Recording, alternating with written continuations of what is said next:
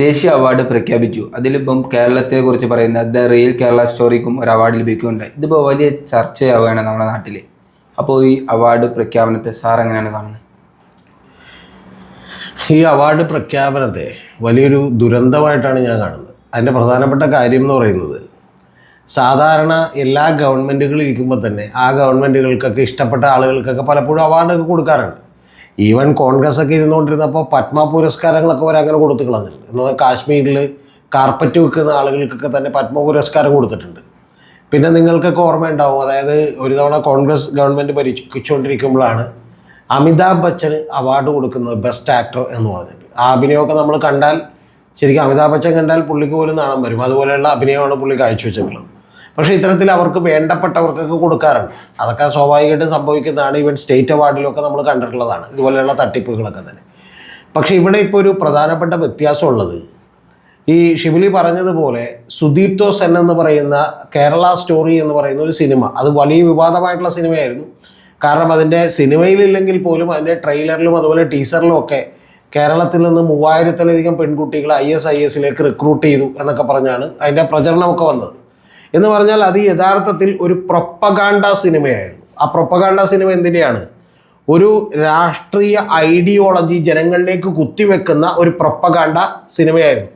അപ്പോൾ അത്തരത്തിലുള്ള ഒരു പ്രചരണ സിനിമക്ക്, അല്ലെങ്കിൽ അത്തരത്തിലുള്ള ഒരു സിനിമയുടെ സംവിധായകന് തന്നെ വളരെ കൃത്യമായിട്ട് ഇത്തരത്തിലുള്ള ഒരു അവാർഡ് കൊടുക്കുന്നു എന്ന് പറയുന്നത് ഒരു പുതുമയുള്ളൊരു കാര്യമാണ്. എന്ന് പറഞ്ഞാൽ അതിന് അർഹതയൊന്നുമില്ല. സുദീപ് സെൻ നല്ല സംവിധായകനല്ല എന്നൊന്നും ഞാൻ പറയുന്നില്ല. ആ സിനിമ മുഴുവൻ ഞാൻ കണ്ടതാണ്. ആ സിനിമയിൽ ഇതുപോലെ 3 പെൺകുട്ടികളുടെ കഥയാണ് അതിനകത്ത് വിവരിച്ചേക്കുന്നത്.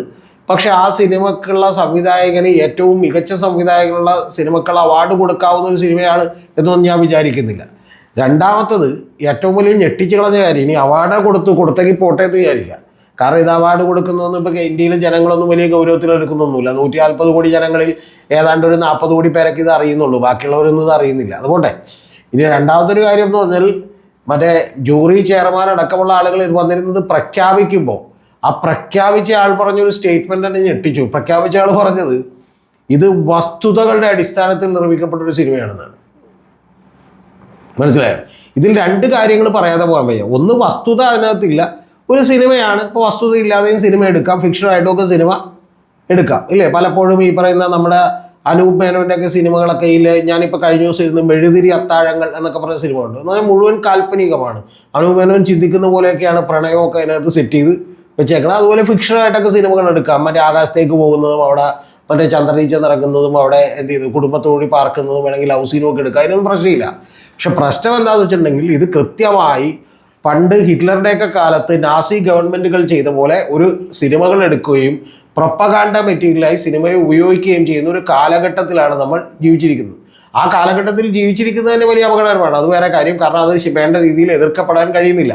പക്ഷെ ആ സമയത്താണ് ഒരു കേരളത്തിലെ കുറിച്ച് ഈ പറയുന്ന കേരളത്തിൽ നിന്ന് മറ്റ് സംസ്ഥാനങ്ങളിൽ നിന്നൊക്കെ പോയവരുടെ നമ്പർ വെച്ച് നോക്കിയാൽ കേരളത്തിൽ നിന്ന് പോയവർ കുറവാണ്. 100-ലധികം ആളുകൾ പോയിട്ടുണ്ട് ISISലേക്ക് എന്നുള്ളത് ശരിയാണ്. പക്ഷെ അപ്പോൾ പോലുള്ള പ്രധാനപ്പെട്ട കാര്യം, അതിൽ 72 പേര് പോയിട്ടുള്ളത് വിദേശത്ത് നിന്നാണ്.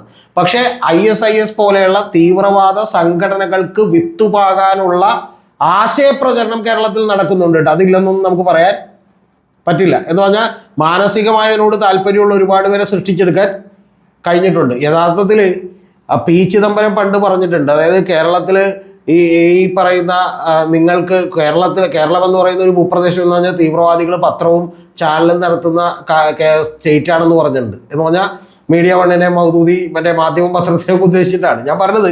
ഇത്തരത്തിലുള്ള പല കാര്യങ്ങളൊക്കെ നേരത്തെ തന്നെ ഇവിടെ പ്രചരണത്തിലുണ്ട്, അല്ലെങ്കിൽ ആളുകളുടെ ആരോപണങ്ങളായിട്ടൊക്കെ മുമ്പിലുണ്ട്. പക്ഷെ അതൊക്കെ ഉള്ളപ്പോൾ പോലും ഇത്തരത്തിലുള്ളൊരു സിനിമക്ക് അവാർഡ് കൊടുക്കുക എന്ന് പറഞ്ഞാൽ സർക്കാരിൻ്റെ പണമെടുത്തും സർക്കാരിൻ്റെ വലിയ അംഗീകാരമെടുത്തും ഞങ്ങളുടെ പ്രചരണത്തിന് നേതൃത്വം വഹിക്കുന്ന ആളുകൾക്ക് കൊടുക്കാം എന്ന് പറയുന്ന ഒരു വലിയ പ്രതീകമായി ഇത് മാറിയിരിക്കുന്നു. ഇത് വലിയ തെറ്റായിട്ടുള്ള കീഴ്വഴക്കം ഉണ്ടാക്കും. കാരണം ആ കീഴ്വഴക്കം പിന്നീട് ഇനി അടുത്ത് വരുന്ന മറ്റ് ഗവൺമെൻറ്റുകൾക്കൊക്കെ ഇത് തുടരാനായിട്ട് ഇടയാക്കും.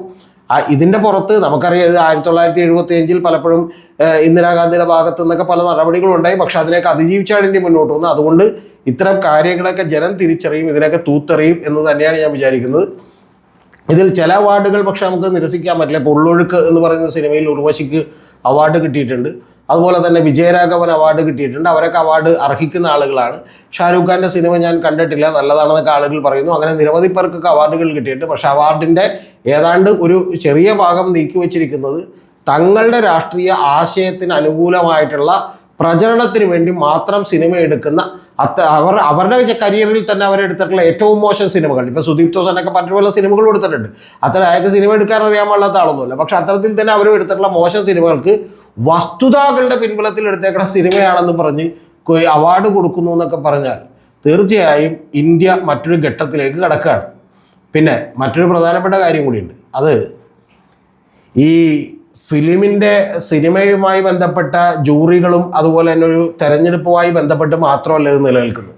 ഇപ്പം തെരഞ്ഞെടുപ്പ് കമ്മീഷനിലേക്ക് നേരത്തെ ഒരു പ്രധാനമന്ത്രിയും അതുപോലെ തന്നെ പ്രതിപക്ഷ നേതാവും കൂടാതെ ചീഫ് ജസ്റ്റിസും കൂടിയിരുന്നാണ് ചീഫ് ഇലക്ഷൻ കമ്മീഷണർ തീരുമാനിച്ചതെങ്കിൽ അതിൽ നിന്ന് കൃത്യമായിട്ട് ഈ പറയുന്ന ജുഡീഷ്യറിയിൽ നിന്നുള്ള ചീഫ് ജസ്റ്റിസിൻ്റെ സ്ഥാനമെടുത്ത് മാറ്റിക്കൊണ്ടൊരു മന്ത്രിയെ കൂടി വെച്ചു എന്ന് പറഞ്ഞാൽ 2:1 അവിടെ ചുരുക്കി.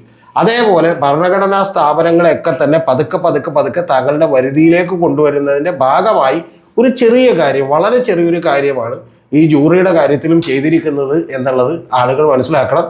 അതാണ് ഈ പറയുന്ന ഇത്തവണത്തെ സിനിമ അവാർഡുമായി ബന്ധപ്പെട്ട് നമുക്ക് പറയാനുള്ളത്.